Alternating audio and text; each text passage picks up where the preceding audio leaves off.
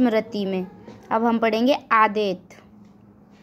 आदेत शब्द का अर्थ होता है इनमें से कोई नहीं। आदेत शब्द के अनुसार ब्रह्म सत्य है, जीव ब्रह्म से अलग नहीं है। उपनिषदों के आधार पर बादरायण व्यास ने अपने ब्रह्म सूत्र की रचना की। प्रधानास्त्री में कौन सा ग्रंथ सम्मिलित नहीं है? रामायण। वेदांत के इतिहास में 8वीं शताब्दी में किसने अविस्मरणीय योगदान दिया? आचार्य शंकर ने। आचार्य शंकर के अनुसार ब्रह्म की एकमात्र सत्ता है, यह माया से संयुक्त होकर निर्गुण ब्रह्म ईश्वर बनाता है। सृष्टि का कारण है ब्रह्म। जीव स्वयं को अविद्या के कारण ब्रह्म से अलग समझने लगता है। अविद्या नष्ट होने के बाद जीव को ज्ञान होता है कि वह और ब्रह्म एक ही है। आचार्य शंकराचार्य के मत में जगत मिथ्या है। जगत के लिए मिथ्या शब्द का प्रयोग आचार्य शंकर ने विशिष्ट अर्थ में किया है। ब्रह्म की एकमात्र सत्ता है, वह निम्नलिखित में से क्या है? निर्गुण, निराकार, अनादि सभी है। जीव को एक ज्ञान कब होता है कि वह और ब्रह्म एक ही हैं? ब्रह्म से साक्षात्कार होने पर। अब हम पढ़ेंगे भाषा। हिंदी किस परिवार की भाषा है? भारोपीय की। हिंदी की उत्पत्ति किस अपभ्रंश से हुई? शोरसेनी अपभ्रंश। प्रकृति भाषा से क्या आशय है? संस्कृति से पूर्व की भाषा। हिंदी की विशिष्ट बोली ब्रज भाषा किस रूप में सबसे अधिक प्रसिद्ध है? काव्य भाषा में। हिंदी का प्राचीनतम रूप किसमें मिलता है? ऋग्वेद में। संविधान के किस अनुच्छेद में कहा गया है कि संघ राज्य भाषा हिंदी लिपि देवनागरी होगी? 343 में। आधुनिक देवनागरी का प्राचीन रूप है ब्राह्मी। देवनागरी का सर्वप्रथम प्रयोग कहाँ पाया गया है? गुजरात के राजा जय भट्ट के शिलालेख में। मानक हिंदी कितने वर्गों में विभाजित है? क्षेत्रीय बोली, सामान्य हिंदी। हिंदी में लिंग के प्रकार हैं 2। हिंदी में वचन के प्रकार हैं 2। हिंदी में स्वर की संख्या है 11। वर्णमाला में कुल वर्णों की संख्या है 48। निम्नलिखित में से कौन सा व्यंजन का प्रकार है? तालव्य, अनुनासिक, औष्ठ्य सभी। प्रयोग के अनुसार शब्द के कितने भेद होते हैं? 4। 2 शब्दों या वाक्यों को जोड़ने वाले शब्द कहलाते हैं समुच्चय बोधक। वे शब्द जिनमें लिंग, वचन, कारक, काल, वाक्य आदि के कारण कोई विकार नहीं पैदा होता, व्याकरण की दृष्टि से वे क्या कहलाते हैं? अविकारी या अवयव। कोई शब्द जब किसी वाक्य या अंग बन जाता है तो उसे कहा जाता है पद। वस्तु के नाम बताने वाले शब्द को कहा जाता है संज्ञा। निम्नलिखित में से कौन सा संज्ञा का प्रकार नहीं है?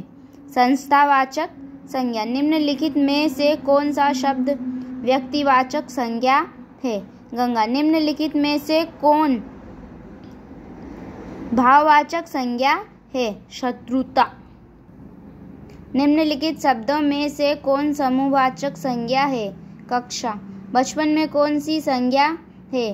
भाववाचक। संज्ञा की विशेषता बताता है विशेषण। हिंदी भाषा में वर्ण विन्यास का महत्वपूर्ण स्थान है शुद्धता बनाए रखने के लिए। विभिन्न प्रकार की ध्वनियों के मेल से बने वर्ण समुदाय को कहते हैं शब्द। शब्दों के अर्थ का सही ज्ञान न होने पर होने वाली अशुद्धि होती है शब्दार्थगत अशुद्धि। व्युत्पत्ति के आधार पर शब्दों के कितने प्रकार होते हैं? 3। शब्दों का निम्नलिखित प्रकार होता है: रूढ़, यौगिक, योग रूढ़, उपयुक्त, सभी। प्रयोग के आधार पर शब्द का कौन सा प्रकार होता है? बहुप्रयुक्त, अत्यल्प प्रयुक्त, अल्प प्रयुक्त, उपयुक्त, सभी। रचना के आधार पर शब्द होते हैं: मूल, यौगिक, उपयुक्त, दोनों। अर्थ के आधार पर शब्द होते हैं: अनेकार्थी और एकार्थी, दोनों। स्रोत के आधार पर शब्द होते हैं: तत्सम, तद्भव और देशज, सभी। प्रयोग के आधार पर शब्द कितने प्रकार के होते हैं? 4 प्रकार के। प्रयोग के आधार पर शब्द होता है: अप्रत्युक्त। अर्थ की दृष्टि से शब्द कितने प्रकार के होते हैं? सार्थक, निरर्थक। वे शब्द जिनमें लिंग, वचन, कारक आदि के कारण परिवर्तन आ जाता है उन्हें कहते हैं विकारी शब्द। परिभाषिक शब्दों का अर्थ होता है स्पष्ट व सुनिश्चित। परिभाषिक शब्द के अंतर्गत आते हैं विज्ञान एवं टेक्नोलॉजी, मानविकी, प्रशासनिक, उपयुक्त, सभी। परिभाषिक शब्द को कहा जाता है तकनीकी शब्द। परिभाषिक कथन को किन दोषों से मुक्त होना चाहिए? संगति, असंगति, अतिव्याप्ति, उपयुक्त, सभी। वाक्य के सुंदर घटक और अभिव्यक्ति की स्पष्टता के लिए विराम चिन्ह की आवश्यकता होती है। रचना की दृष्टि से वाक्य के कितने प्रकार होते हैं? 3। बोलचाल की भाषा में उपयोग किए जाने वाले शब्द होते हैं देशज। संस्कृत भाषा के मूल शब्द जिनका हिंदी में ज्यों का त्यों प्रयोग किया है कहलाते हैं तत्सम। परिभाषिक शब्द का एक शब्द है जिसका अर्थ सीमा सुनिश्चित होती है, उस विषय विशेष से संबंधित किसी सुनिश्चित धारणा को प्रकट करना है जिसकी अर्थ सीमा सुनिश्चित होती है, उपयुक्त, सभी। जिन वाक्यों में सारांश का बोध न हो कर संकेत मात्र का बोध होता है उन्हें संकेतवाचक कहते हैं। जिस वाक्य में संदेह या संभावना का बोध हो उसे कहते हैं संदेहवाचक। जिस वाक्य में किसी की इच्छा या आशीर्वाद का बोध हो उसे कहते हैं इच्छावाचक। जिस वाक्य से आश्चर्य का, विस्मय का बोध हो उसे कहते हैं विस्मयवाचक। जिस वाक्य से किसी बात के पूछे जाने का बोध हो उसे कहते हैं प्रश्नवाचक। जिस वाक्य से किसी कार्य के लिए आज्ञा या प्रार्थना का बोध हो उसे कहते हैं आज्ञावाचक।